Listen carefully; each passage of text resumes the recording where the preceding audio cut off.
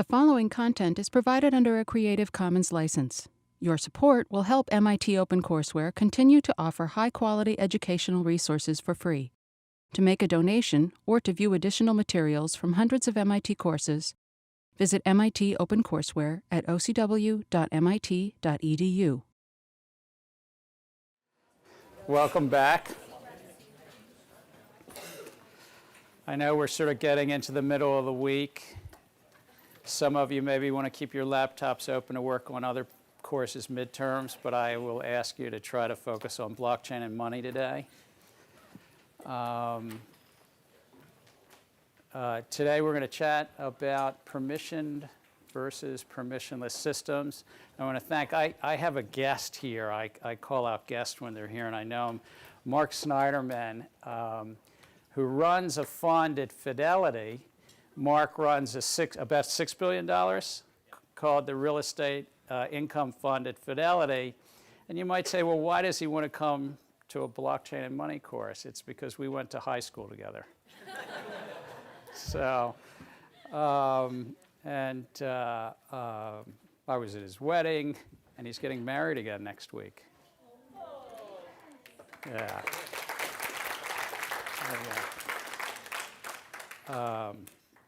But you can all inundate Mark later about Fidelity, because he's been there for a lot of years. See what I'm going to do? I'm shamelessly for MIT and MIT students.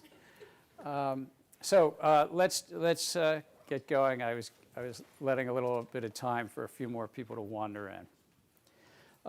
Today we're going to talk, of course, we're going to chat a little bit about the reading and study questions. Going to go back again to what are the technical and commercial challenges. And this is relevant for all of our lectures, but it's particularly relevant today because we're going to be talking about two different database structures. One's the permissionless blockchain of Bitcoin, but now today we're going to introduce and go deeper into the permissioned or private set of blockchains like the IBM Hyperledger and Corda.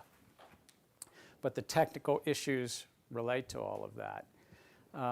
And then, of course, we're going to talk about that against a third type of database, traditional databases. So aligning permissionless, like Bitcoin, permissioned, IBM Hyperledger type of, and then traditional databases, and why in a business setting you might think of one versus another versus another.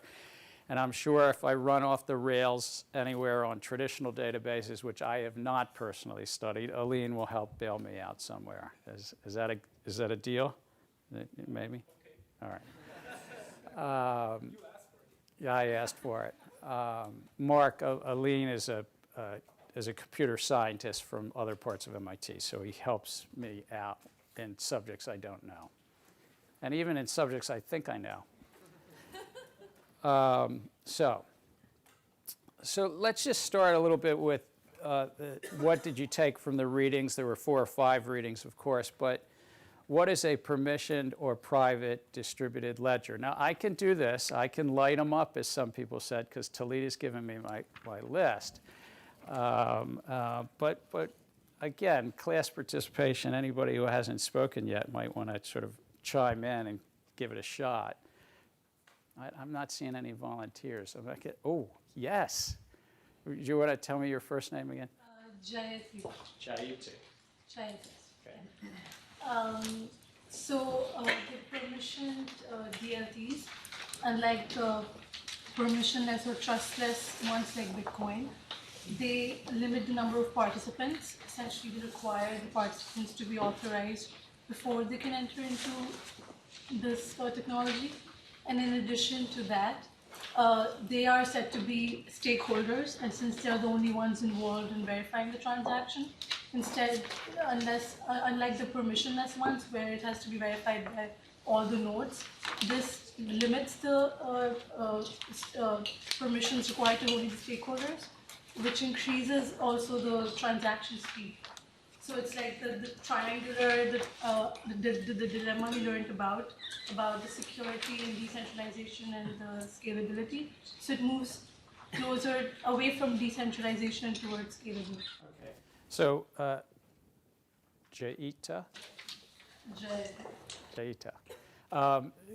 Went through a whole lot. It's about the number of nodes and permissioned into it, and that it addresses some of that Buteran's trilemma. So at its core, it sort of addresses some of the scalability issues, but it does that at a trade-off that it's not truly open. It's not anyone can write to the ledger. I mean, that's sort of the fundamental things. Anything else that folks took out of the core readings as to how it separates and how it's different? I mean, all right, you'll get a chance to add a little bit. And then we're going to dive into Hyperledger and Corda a bit. We'll talk about digital asset holdings. What's digital asset holdings? Anybody know this company? Well, Ilan knows it. Brodish knows it. Ilan. So, Ilan. Yeah, it's basically a competitor of Corda. They're trying to build a DLT protocol that will allow financial institutions to exchange information and value. And they started, to my understanding, in 2016, which is 2 years after Harvard Corda, funded by Citi, JP Morgan, Goldman Sachs. They raised basically the same amount of money, $110 million. And who, other than Ilan, can tell me who runs digital asset holding? Just, it shows that you did the reading. Somebody haven't, yes, Priya. Priya. Yes, Blythe Masters or Blythe. Blythe Masters. Yes. Right. Does anybody know what who Blythe Masters is and what she's famous for beyond digital asset holding? She worked at JP Morgan, and did she invent the CDS, Yes. credit default swaps? So she worked at JP Morgan, and she's known around the world of credit default swaps. Gillian Tett, who some of you, the Sloan Fellows, will get a chance to chat with Gillian Tett in New York in a few weeks. Gillian Tett wrote a whole book about credit default swaps in JP Morgan, and Blythe Master is a central character in that whole narrative arc. This is what she's doing now. She's brilliant, and she's a very good businesswoman. I ran the Commodity Futures Trading Commission and had an opportunity to meet with her a lot because she ran the Swap Dealer Association, ISDA, at the time, or was the outside chair of ISDA, if I recall. And then we're going to talk about the business trade-offs as well. But what do you think some of the central business trade-offs, if I could get 2 or 3 of you to help me out on, what are the central business trade-offs between permission and permissionless blockchains? Let me see if I get somebody other than Priya. Yes? You remind me your first name? Sean. So the permissioned blockchain have better privacy protection and better scalability, and no mining needed in So permission. let's pause for a minute. So better scalability, better privacy, and the third point you're saying? No mining. No mining, or mining is associated with this proof of work. Any other business trade-off? So for permission, you have sort of more flexibility with governance. If you need to make changes, you don't need to rely on consensus. So more flexibility of governance, in essence, because if you have a club deal or a group deal, maybe you can do that governance changes amongst the group instead of having thousands of people participating. Kelly? There's also like a key technological differentiator, which is the coding language sort of that the inputs can be made in. So with Hyperledger, they can use the smart contracts in any of the variety of them versus the alternative, which is the domain-specific language. Right. So Hyperledger at least promotes themselves in their own write-ups, because the reading was really from them, that their embedded language is much more flexible. And you can use Java, you can use Go, and so forth. At least they say they can. I don't know if it's really as limited in Ethereum, but they think and they promote that they're more flexible than Ethereum. So Kelly's right in that too. So these were the readings, and now, so we're back to basics again. What is a blockchain? I know we've spent 4 or 5 lectures on it, but these key components, let's start. Append-only timestamp logs. Are they both, by show of hands, are they in permissionless blockchains? I hope every single hand goes up. Are they in permissioned or closed blockchains? I'm watching. I'm just going to watch. All right, every hand should go up. So both sets of blockchains have this concept that goes back nearly 30 years to our friend Haber, who started the whole blockchain that's in the New York Times. This whole concept is in both sets of blockchains. Brodish. So I have a question about this. If we kind of equate append only to immutability of the ledger, then I think I read in one of the readings that Corda has a feature where you can make some changes to the history, which is not equivalent to a hard fork. So that will probably be one example where it is not purely append only in a permission blockchain. So Brodish is raising that there's certain features that are promoted in one of the private blockchains, Corda, that may allow you not to append only, but in essence, delete data or replace data, possibly. And because there's also in private blockchains an ability to partition, and in essence, it's a kind of a form of sharding, but to partition the data. I don't know enough about Corda whether they literally allow you to delete, or is it something in this partitioning? But maybe Hugo? I was going to raise a similar point that to my understanding, if you have a permission system and there are only a small number of, we'll still call them nodes, then if you realize you did something wrong or something needs to be changed, can't they all go in and change that? So Hugo's raising the point, if you're down to 3 nodes, as I've shared with you all, the Australian Stock Exchange is putting a permissioned blockchain up using digital asset holding, which I think is backed by also the Hyperledger Fabric technology. But if it's just the Australian Stock Exchange and it's 1 node or 3 nodes, couldn't they just change it on all 3? And I think, in essence, yes. That may not be what the database structure is, but I still think it's potentially yes. So as you get more concentration, you have more chance. But Brodish, I will try to research the Corda thing more specifically. Other thoughts? So then you create an auditable database, some database with cryptography. Hash functions, which half the class said they understood, and the other half was sort of, a little rough on. All is in permission systems. Using cryptographic schemes to ensure for the validity of the data and, so to speak, the immutable nature of the data. What's different is consensus protocols.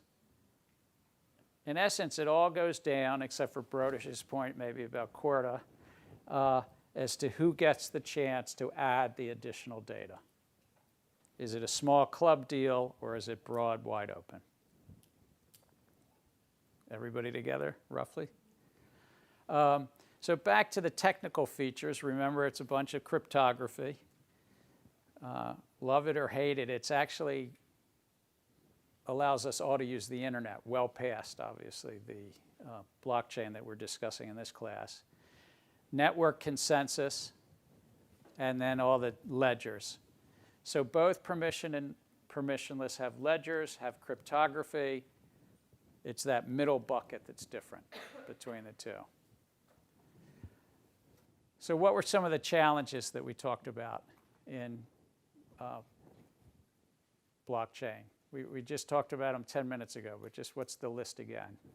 See, this is the easy part. If you haven't spoken yet, this is like the easy questions. Oh, I'm hopelessly shameless. Yes.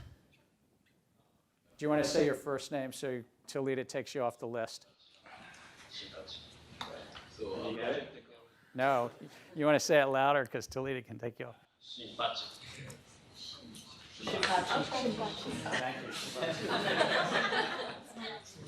Blockchain technology has issue about the scalability. Scalability. And also blockchain technology, it takes the time to create the next block about that. All right, so scalability and some time. So efficiency and scalability. Anything else?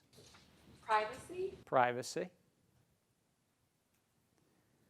So it's basically the scalability of the privacy are two big things that permissioned systems address.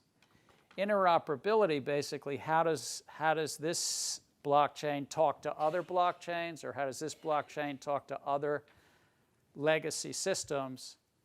Permissioned and permissionless systems both have issues of interoperability. However, the smaller the club deal, the more likely that a bank or the Australian Stock Exchange might address its interoperability right within the system. Whereas if it's a big open source, open project. So IBM would say we can even help you with interoperability. IBM would say we can help you with all 4 lines. We can help you with scalability, efficiency, we can help you with privacy, we can help you with interoperability and governance. I think it's less clear that they can help with all 4, but they can certainly help with the first 2. And Ilan, you've switched from using a permissionless to a permission system in your startup, right? Which of these 4 is the reason why you're switched? So actually I switched Or something else? something else. So for me it was a business use case. So I was trying, my business is selling to banks. So that's the next line, commercial use case. There it is. There's a setup. So what was the reason that you're switched?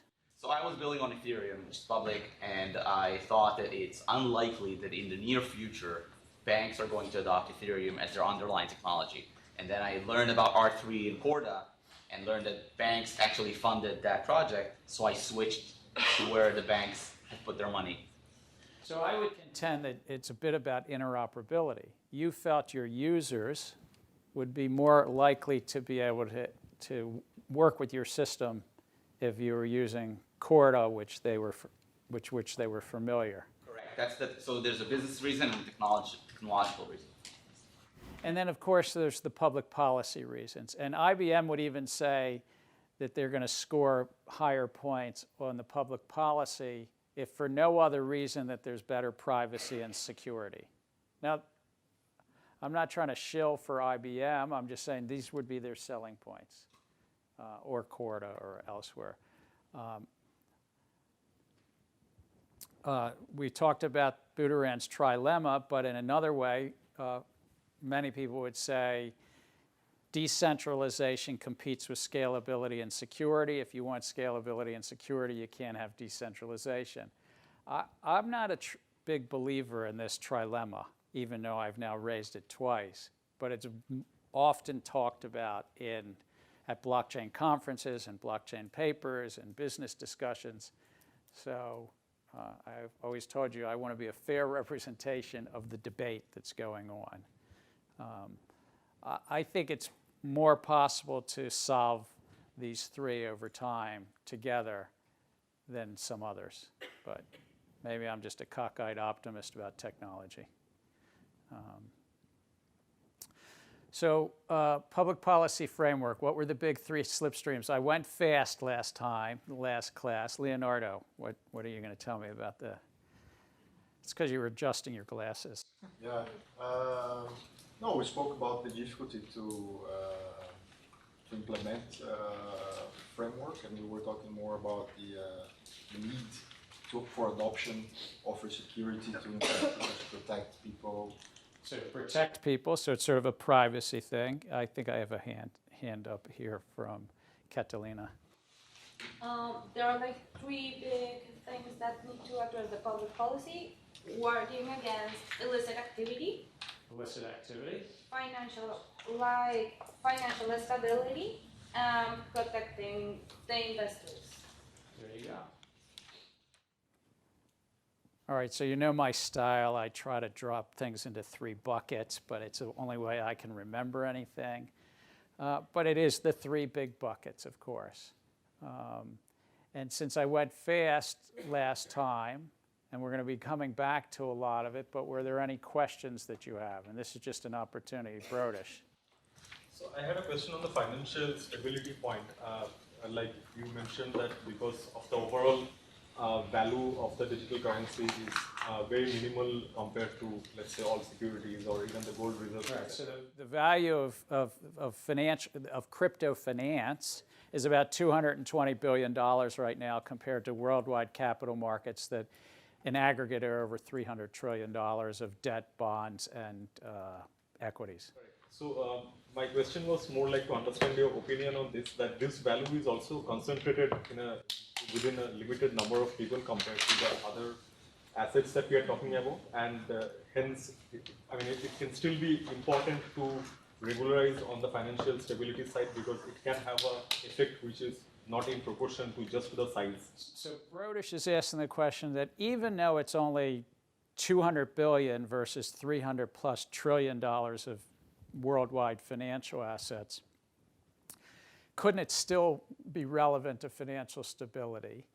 And the answer is yes, but it's still relatively, it's less than 1/1000th of the broad size. Yes, please. Better you than me. So basically we did an analysis between the correlation between public market, the movement in the public market versus the Bitcoin market, and basically there's a correlation of roughly 80 to 85%. When the Bitcoin market's down within the past year, the public market is likely to move down because there's a lot of leverage built into the system, and once the volatility kicks in, a lot of the investors got margin call and they have to get money out from the public market, and that kind of feeds into a loop. So you're saying there's correlation and there may be feedback loops. Tom? Sort of a related question. So Mervyn King was in this room a couple hours ago, and he was talking about, in the 2008 crisis, 2 issues of trust. One, where there was a counterparty trust issue. Banks, even though the overall derivatives market was even, banks didn't individually know which other bank was most at risk, and so they wouldn't trade with each other or lend to one another. And then on the opposite side, the solution, the salvation, was 2 people in a room trusting each other that the central bank, that the government would fund tens of billions of dollars to inject capital. And so I wonder your thoughts on blockchain's role in addressing that first problem of knowing your counterparty, or at least being able to trust their position, and then the risk of eliminating the second chance of injection of capital into the financial system in a blockchain. Ross, I had a question that's related to this. all right. Which is, Thanks, Brodish. See how you but the question is this: it does strike me that you only have a financial stability problem if people are relying on the value of people's Bitcoin holdings, for example, which is the bulk of crypto assets, right? The reason you have the problem during the crisis is you have all these banks, they're carrying these assets on their balance sheet, and all of a sudden people think they don't know what they're worth, right? Who, if anyone, is actually carrying the Bitcoin assets on a balance sheet that someone else is relying on? Or put it differently, who's extending the leverage? All right, so How does it get out of the system? let me wrap these together. I think that what many central bankers and the Financial Stability Board would say at 200 billion versus 300 trillion, it's probably not that financially relevant at this point. Where it could get relevant is, as Ross has sort of suggested, is if there's leverage behind it. If it's in a balance sheet, it's an asset on a balance sheet, and there's a liability on the other side, and thus it could bring down that entity, whether it's a hedge fund, whether it's a bank, but something that's relying has. To tie it back to the questions that Tom raised is, could blockchain lower systemic risk? Possibly, if it's a better database solution. If it answers, What Mervyn King was speaking about, we also addressed in the late 90s. I remember it quite well when Secretary Rubin called a number of us into his office and said, I don't understand, the banks can't tell us their exposure to Korea. A number of countries, South Korea was about to have, they didn't default on their debt, but they were coming close to defaulting on their debt. And of course, it was only a short while before other countries like Indonesia and Thailand were getting into that same debt challenge. But why couldn't banks tell the U.S. Department of Treasury their exposures? Usually through derivatives. And derivatives, both in the late 90s and in the financial crisis, were often something that propagated risk through the system. Now, the numbers were larger. I mean, depending upon the time, the 90s was less than this, but it was $400 trillion of notional amount of derivatives. So just the sheer notional size, even though the capital at risk in derivatives was much smaller. It was because the leverage of this big notional size. And the transparency was pretty low. It wasn't zero, actually. It wasn't zero, but it was really low. And so I think that's what Mervyn King would have been mentioning. And I do think blockchain can help in that transparency. But it takes a big collective action. And so Europe, the US, and Asia, a lot of laws were passed to get more transparency in the derivative space. British, I would say that there could be problems. And I've had conversations with elected leaders that say, don't get lulled into the sense that it won't have financial stability issues. Because that was what happened in the 1980s and 90s when people said, well, derivatives will not create instability because it's only the institutional investors, the sophisticated investors, they're, so to speak, big boys or big girls, you know? And I was part of that, those debates, that consensus that formed that it was only institutional and it wouldn't.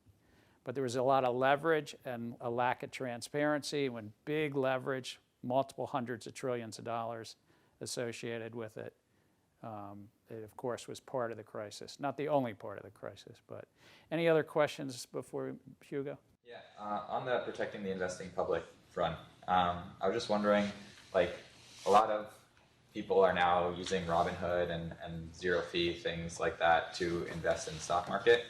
And companies like Robinhood and Vanguard often sell order book data to high frequency traders so that they can kind of know what's going on and maybe front run. So I was wondering how that fits into the to what we were talking about last time, where there's no transparency on many of the cryptocurrency exchanges. And then in addition to that, big institutional investors can, I think, buy like upwards of 5% of any stock and then wait a few days before they have to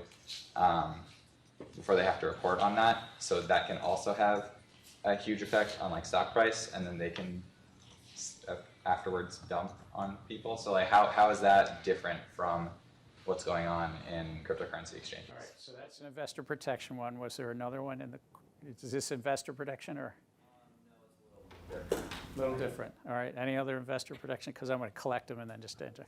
About former, I was a little bit, it was kind of abstract to me when you say the blockchain can help to stabilize the financial market. So that's back to financial stability. Yeah. All right, can I hold it? Let me just answer Hugo's, it's investor protection one. So all markets, not just crypto markets, all markets are susceptible to some forms of front running. In essence, if you have a client relationship and you get information from your client that might affect the market pricing, you might jump ahead of that client with their information. Their information might be a buy order, a sell order, or frankly, it might be some other information. But traditionally, if they have a buy order or a sell order, you have information, and then you're sort of jumping ahead and saying, all right, I'll buy or sell in front of them. That's the classic sort of front running, even though there's other methods. It's not supposed to happen.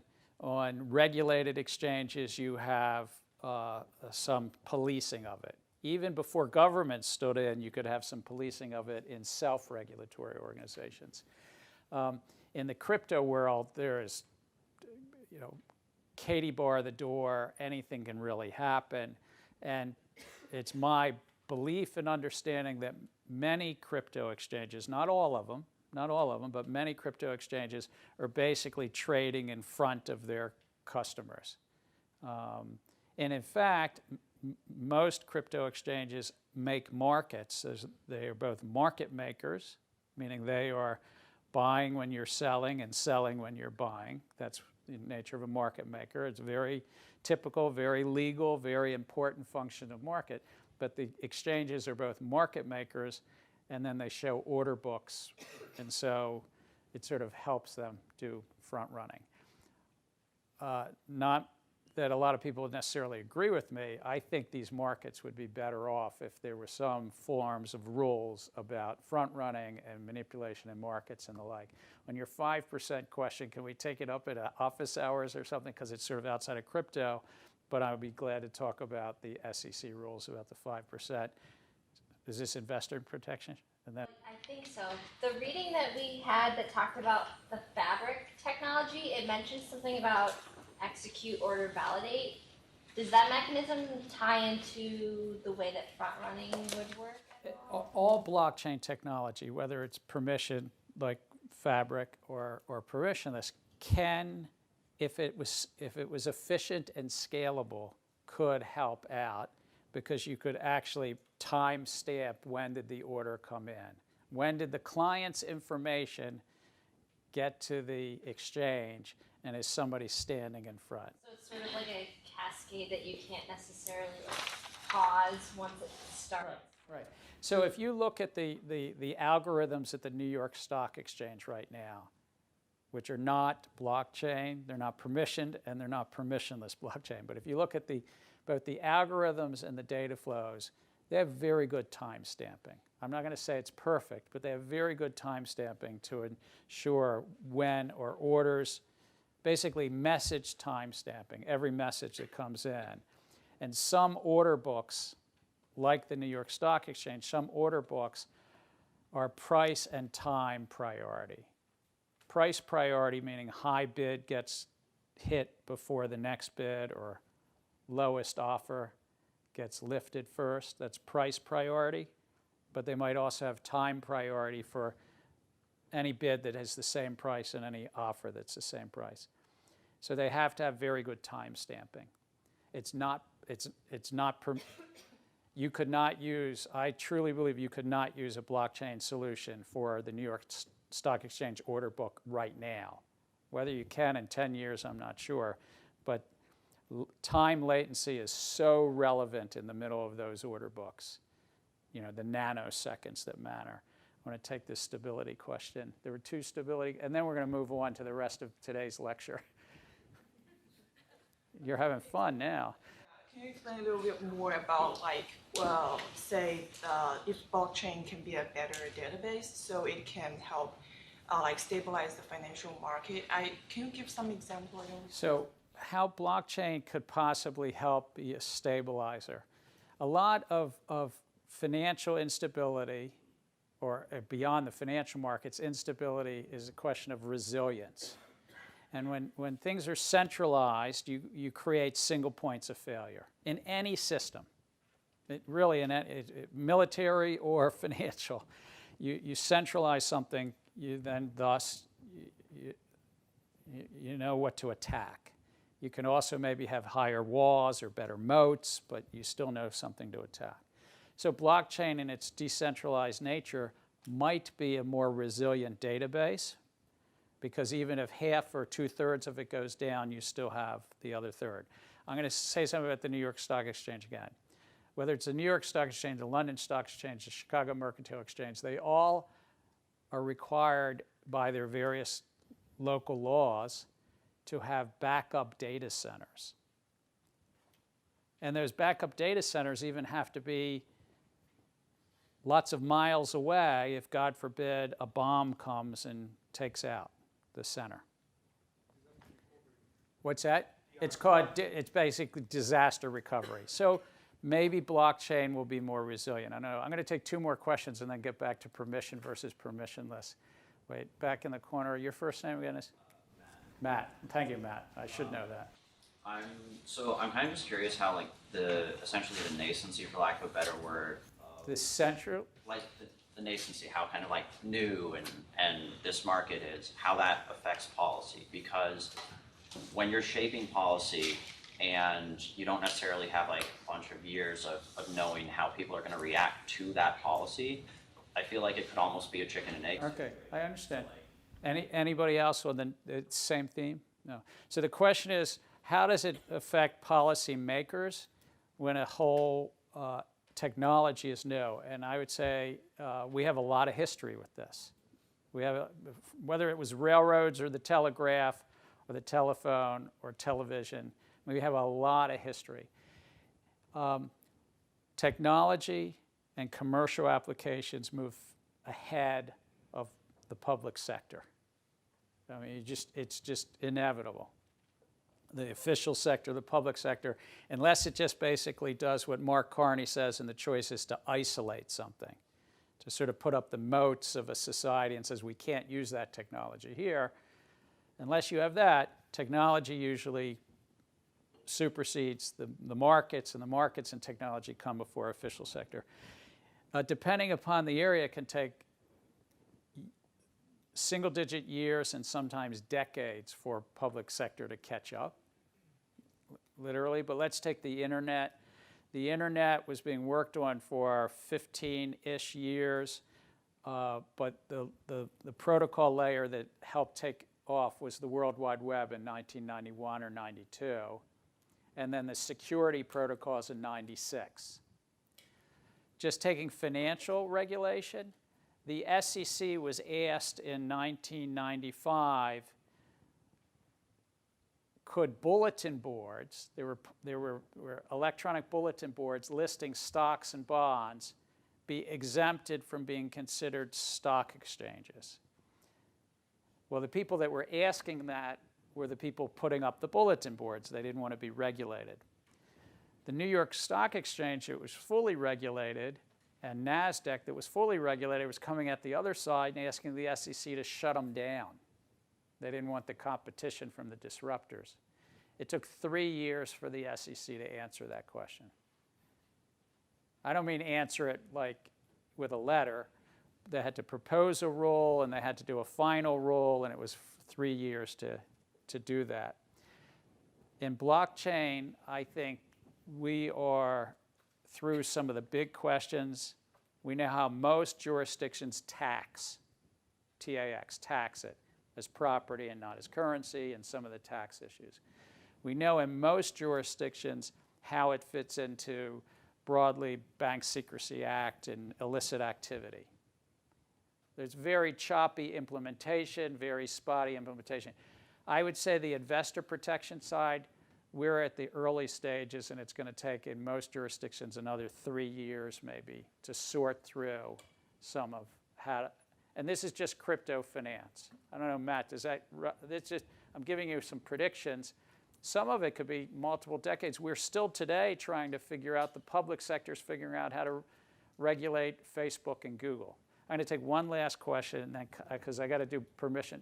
Sorry, can I kind of add, because I was kind of like, it kind of answers the side of like following the technology, but I think for me what I was kind of wondering about was this, the way where like as soon as you apply regulations to something that at least a good portion of the market seems to value being deregulated, it seems like a lot of the activity will change either in scope or scale. So Matt's raising, there's a trade-off about bringing something under regulation or into the public policy sphere.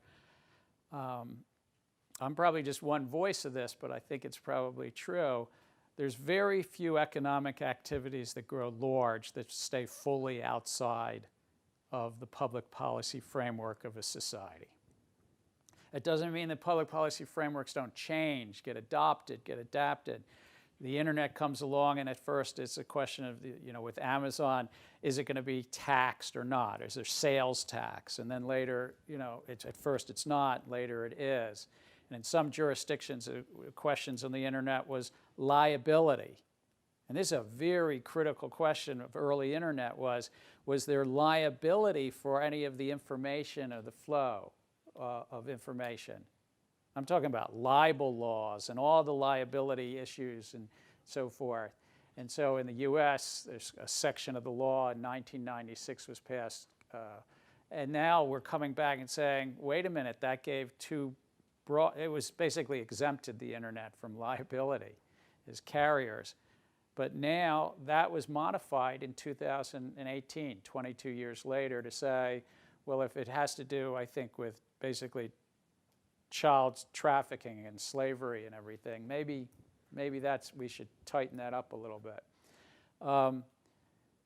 So I don't believe any broad economic activity is going to remain outside, fully outside public policy frameworks. I'm glad to be challenged on that, but I think blockchain and particularly crypto finance is at this grappling stage to get in. So let me move forward because this is more about permission and permissionless. I just wanted to cover some of these. We will cover initial coin offerings and the public policy issues around initial coin offerings and the Howey test. We will cover crypto exchanges, and we will cover central bank digital currencies a lot in the second half of this semester.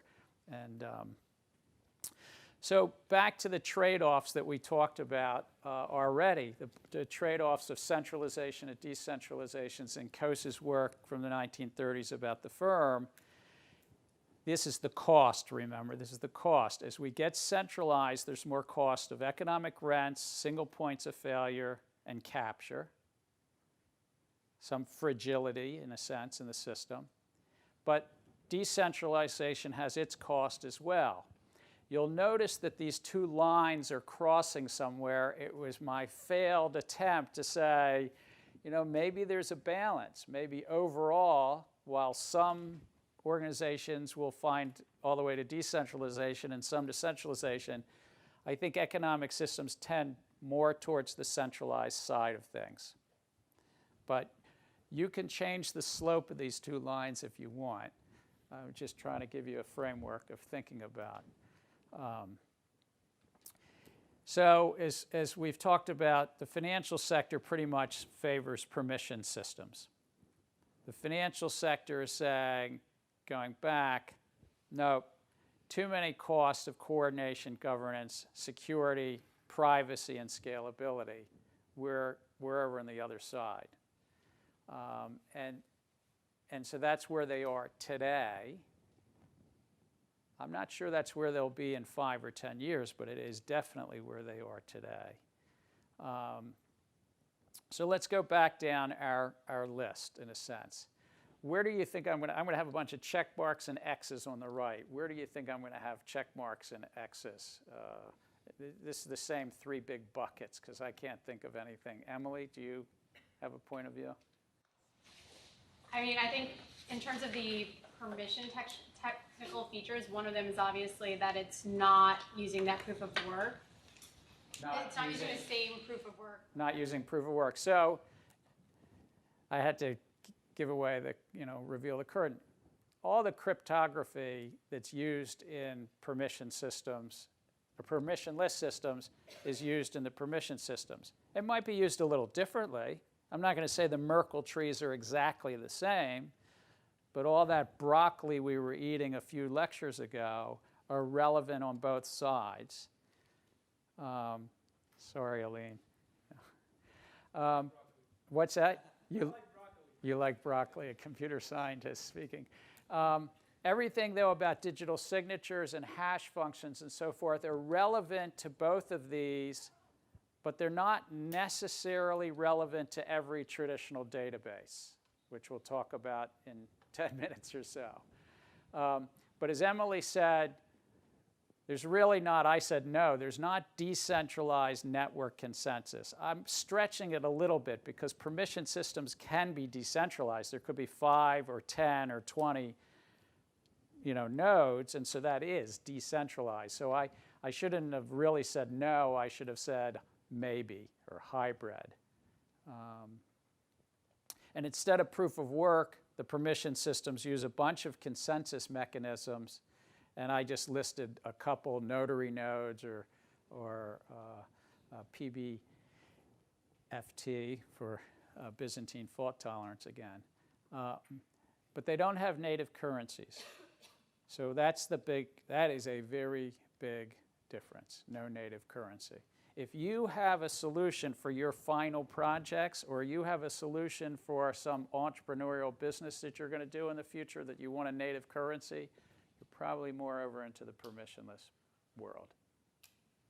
If you want to have an incentive structure, something to motivate customers or users or create token economics, token economics is more in the permissionless. I say more because you can create a token even in the permissioned space. We'll talk about it in a moment. And then transaction script or UTXOs. They're not technically UTXOs in a bunch of permissioned systems, but you need some ledger. This last box, if I just called it ledgers, you'd still have ledgers in. So it's really the consensus mechanism in the middle, as Emily said. A couple key design features. First, membership's limited to basically an authorized set of nodes. So does anybody want to say if you were a bank, who you might, what might you do if you were a bank, and who might you authorize if you're doing a bank? I don't know. Let's say that it was loans, or if it's Mark Snyderman's real estate, it's real estate loans. Could you ever see real estate loans going on a blockchain, Mark? Loans, maybe. Loans could. All right, so loans aren't traded as much. So if real estate loans were on a permissioned blockchain, who might be that membership, the limited? Who would? It's not just a rhetorical question. Who would actually care about the database of the loans? Broker-dealers that are active in loans, institutional investors that are active in loans. So the broker-dealers who are actually trading the loans, and maybe the investors. Elaine? Yeah, just rating agencies when you securitize those loans. Loan servicers. Loan servicers. Commando loan servicers. So maybe loan servicers, maybe the rating agencies. So it's basically who has a need and needs that data. I'm not sure that this is the right community, but it's the discussion I'm thinking about. And again, as you're thinking about, I'm jumping again to a little bit final projects, but when you're thinking about who actually needs data and who has a reason to amend the data or write to the ledger. Because if you don't have a desire and a need to actually amend or change the data, move value in the system, you might not need an open database. When we were Please. talking about that additional layer of blocks, is that layer also, can you change the membership with that layer? I'm not sure I follow your question when you say an additional layer of blocks. Oh, no, I'm sorry, layer 2. Can you alter because it's like a different level of refinement of information that's stored? So what Kelly's asking is we've talked about how to make permissionless blockchains more scalable by having a layer 2, like the Lightning Network. That's what you're referencing. So in permissionless systems, it's open to everyone, even though if you're opening up an individual payment channel in the Lightning Network, it's really just two counterparties opening up a channel. So in a sense, you've already narrowed the scope because you might just have a payment channel between two parties. Some side chains are multiple parties. Lightning Network and payment channels tend to be two parties. So I don't know if it was that what you're asking? That network in and of itself is like a mechanism of membership. the layer 2 can be a membership, that is correct, but it's a technology that's available to everybody. So it has attributes where you can open up bilateral channels. James? I was going to say, for permission blockchains, can you imagine that your layer 1 would be, say, the Fed, but all of the big commercial banks, but in effect, if you're thinking about a different layer, you could have another layer on top of that, which are just central banks. So you can naturally have 2 layers that deals with. So where we're headed is do permission systems have the same need to have a second layer as permissionless? And even if they don't have the same needs, might it actually provide something? So I would say I don't think they have the same need to have a second layer because they're more scalable, they're more efficient right now, and they're already closed clubs. But even if they don't have the same need, they might actually want to put a second layer on top. And some of them actually do this right in their technology. And it's what I put up here as the second and third bullet point. The transactions can be limited to only authorized known participants. So in many permission systems, it's a one broad technology, might only be 20 people that can authorize transactions, but now in some transactions it will only be Anton and me, and in other transactions it will be Alpha and Amanda. I mean, so I might not be able to, by the way, Alpha might be Goldman Sachs and Amanda might be Barclays, and then it might make more sense, and Mark might be Fidelity, and I don't know, am I the US Department of Treasury in this one? Mark and I both started out in finance. I just went off to public service later. But so Corda and Hyperledger and many of the private blockchains literally allow for partitioning right in the blockchain. I don't know if you'd need to put a layer 2 on top because they allow for partitioning and segregated pools of authority inside of the blockchain. I'm sorry, there was a question I thought. No? Oh. So Mark, do you see insurance companies like title insurance as part of this? Can you speak up? I don't. Or, companies for title for the houses, I think blockchain could be really helpful because sometimes you have the trust issue around who owned the house before you, or the title where it goes backwards in history. So I think title insurance companies would be part of this blockchain, and there's opportunity.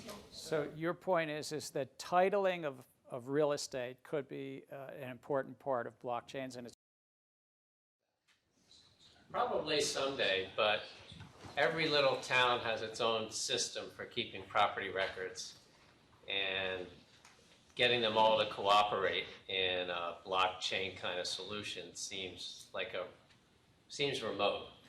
They don't think they have a real problem that needs solving. So yeah, maybe someday, but I doubt it will happen anytime soon, but it makes some logical sense.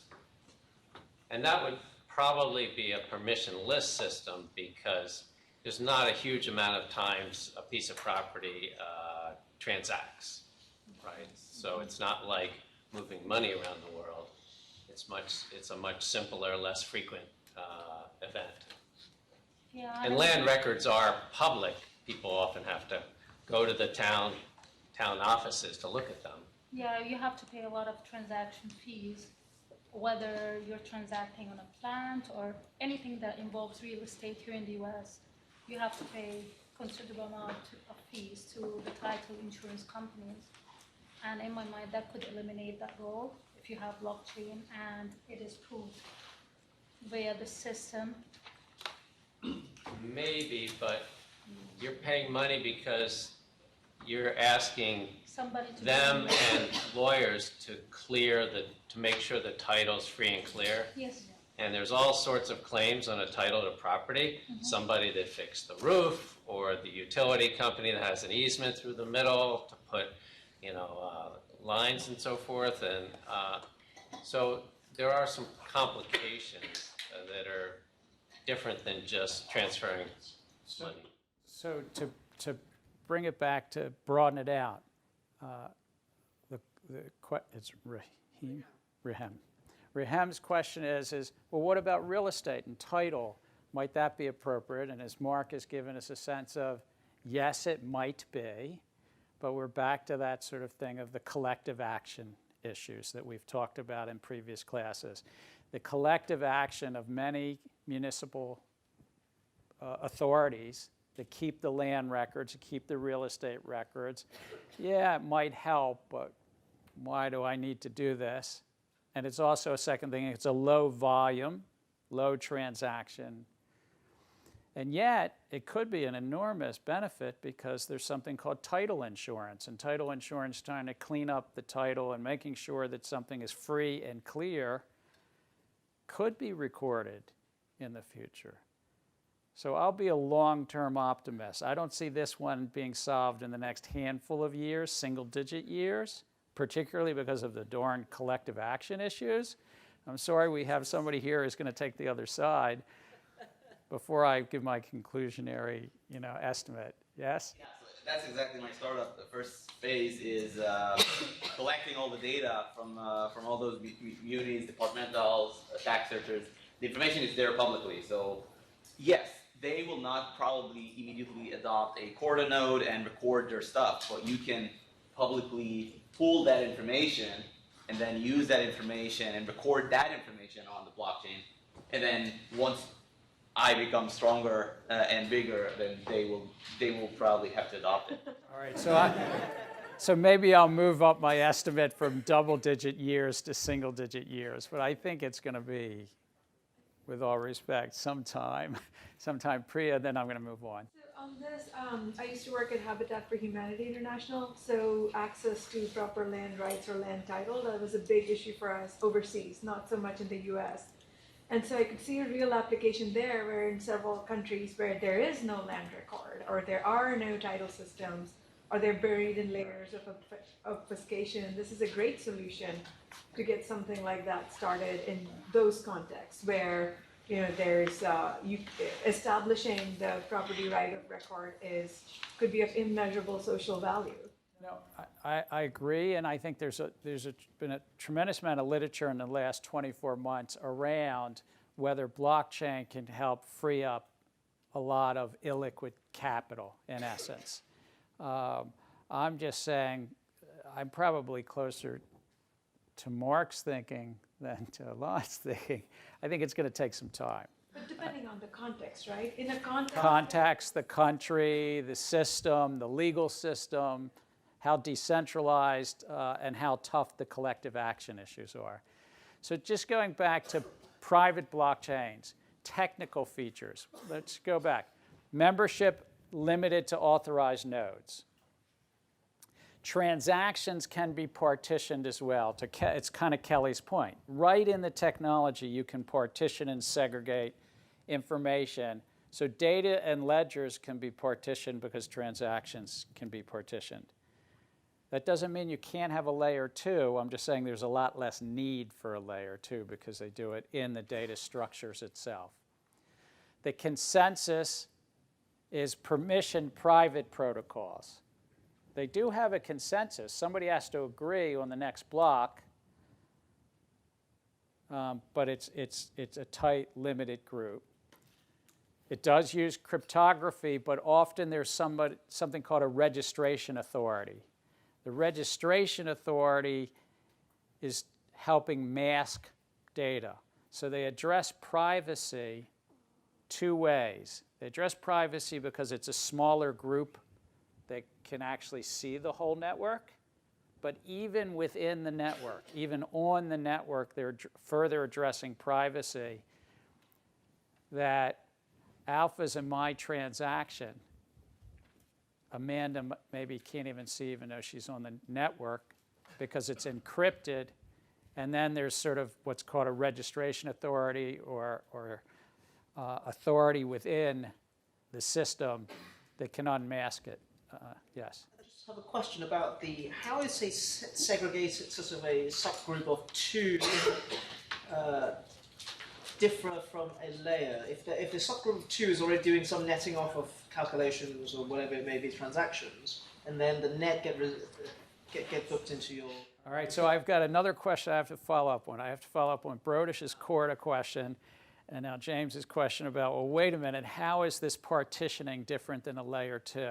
And it's beyond my knowledge, but I'm going to see if I can get it for you. They're both good questions. And then smart contracts, yes, smart contracts can happen on these systems as well as permissionless systems. IBM's, they say they use chain code, but they say chain code really could be any language, at least they advertise, and no native currency. So that's kind of the technical, not deeply technical. It's not like learning hash functions, but yes to cryptography. Well, they partition the ledgers. The consensus is closed loop. Yes, they have smart contracts. But they can even have additional privacy, but it comes at a cost. There's an authority that has to protect something, a registration authority inside of it. Oh, I forgot. The code is generally open source. It does not have to be open source. Hyperledger is open source, but it doesn't have to be open source. So this was from one of the readings. I'm just putting up that chart that was in the reading, and I just found it helpful. It's a different way. It's not Gensler's way. It's somebody else's way of thinking about Ethereum, Hyperledger, and Corda. I'm only using Hyperledger and Corda because they're two of the biggest private platforms. There are many others. Different programming language, you might say, from a business point of view, who cares? And to some level, you're probably right, but you're not completely right. I mean, there's probably more that people can write on top of Hyperledger Fabric. They say more developers could work on that than Solidity. Governance, that's the governance of the system itself. They all can do smart contracts. We've talked about consensus. And the scalability is much harder. Ethereum, remember, almost crashed on CryptoKitties last December. And I shared that story about one initial coin offering was 30% of the Ethereum network on the one day it was closing. So DTCC in a given day can do as much as 100 million transactions in a day. That's the Depository Trust Corporation. Ethereum does about 1.5 million transactions a day, and Bitcoin about 400,000 to 500,000 transactions a day. So, you know, we've still got a ways to go on the scalability. So what about traditional databases? I think that to talk about permission versus permissionless, a lot of people, even some of my colleagues here at MIT, says, well, if you're talking about Hyperledger Corda and a Fabric and Corda, it's just that's like Oracle. That's just a traditional database. That's not really blockchain. The Bitcoin and blockchain purist would say if it doesn't have Nakamoto consensus, forget it. It's not a member of the club. That's not how I've chosen to teach this class, as you know. I think both are relevant, possibly, to business solutions, and it's worthwhile to think of them. But so what separates, and this is not in the reading, so I'm just going to, but what separates it versus a traditional database? Well, back to the basics. Permissioned private blockchains have append-only logs. You're adding, I know, thank you, Brodish. We'll figure it. But basically, they have append-only logs. Traditional databases, and I'm at the edge of my knowledge, you can create, you can read, you can update, you can delete. But, again, I'm taking the mainstream traditional databases, or what's called CRUD, if you wish, C-R-U-D. Whereas these, you always are adding to the database. Two, these databases use cryptography to have commitment schemes. I mean, remember, what is a hash function? It not only compresses data, but it means you're committing to the data. And when you finish the New York Times crossword puzzle, you can actually send it in, and if it's identical to it, and hash it, and if you remember our discussion about the New York Times crossword puzzle, if it's hashed and the hashes match, voila, you solve the New York Times crossword puzzle. So you can have commitment schemes for the data. And it can be distributed. Yes, Joe Clean. So even if it's append only, if you take away the proof of work, you can rewrite it in a very quickly manner. So Joe Quinn's raising a very important point. So even if it's append only, you get rid of proof of work, can't somebody go in and rewrite it? Permissioned blockchains make a different trade-off on trust. Permissionless systems say, we're going to address trust through this proof of work, and at least 51% of all of the network has to, in essence, agree and validate and the like. Permission basically are saying, I'm going to trust the 10 or 15 or 20 nodes that are in the system can validate against each other. So there's something about the club that's authorized in the network, but they're still using append only. You're right that it's within those 20, somebody could try to rush through and do a whole entire new append only, but then within the club, it's exposed. If the club agrees that the last 2 days have to be rewritten, they can do it in a very easy way. Correct. But I would contend that even in Bitcoin, if 10,000 nodes decided to rewrite the last 2 days, they could. It's take them a lot of time because they have to find. That's correct. That's correct.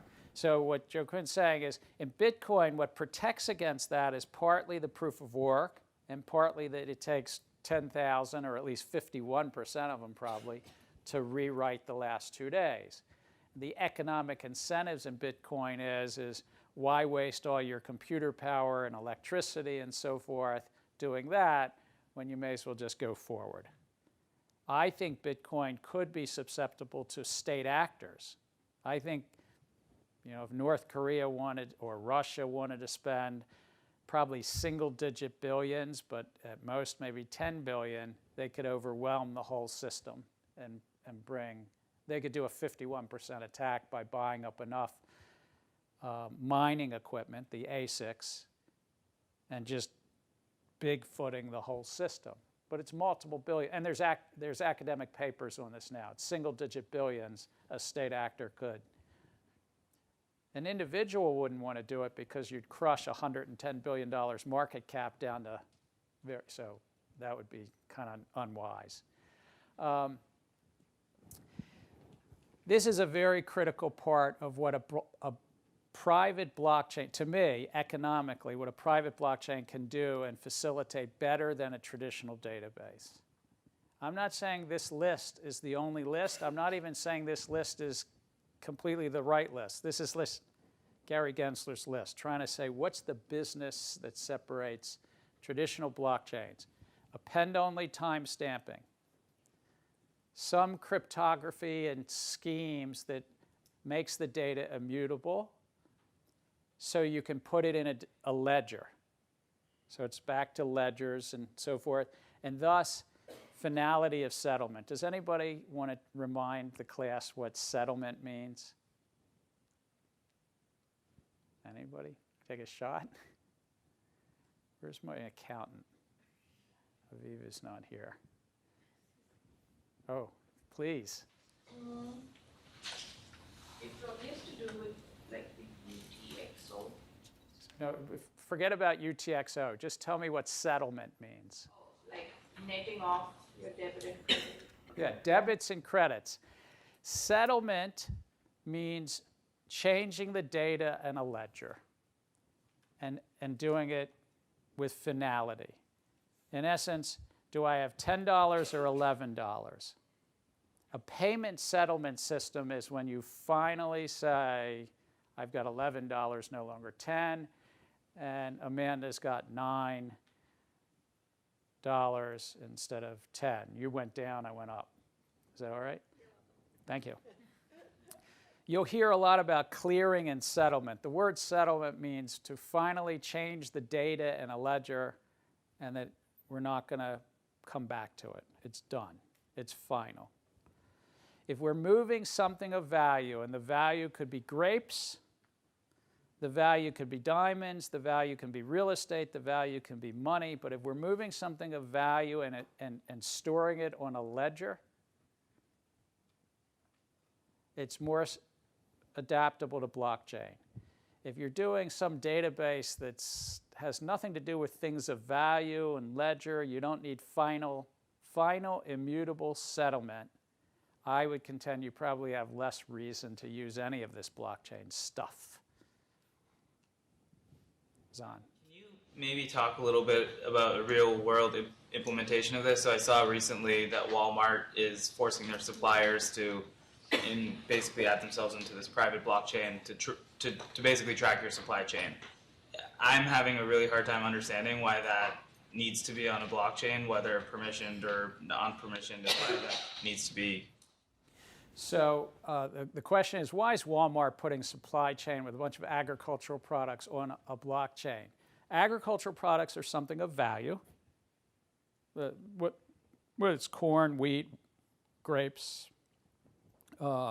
It's something of value. And when it moves from one owner to another owner, if you keep that on a ledger, you can record that Amanda has the grapes and Gary no longer has the grapes. And another thing that blockchains help with is they lower the cost of reconciling multiple databases. We could keep, as in agriculture, we can keep separate ledgers, separate databases. The farmer is keeping their database, the wholesaler with the grain elevators are keeping their database, and up the supply chain from the farm to the grain elevator to the millers and merchants, all the way to General Mills, all the way to Kroger and the store. Right now, those are multiple databases that by and large don't have to communicate. So the question is, will Walmart get to the place where that's a good idea? But I'm just pointing out, if you're moving things of value where you want to keep final settlement, that you know who owns that thing of value, in ledgers, and lastly, if you want to lower any reconciliation. If there are multiple ledgers, if you have multiple ledgers and things of value, blockchain, I think, is more valuable. Zahn's asking, well, is that Walmart?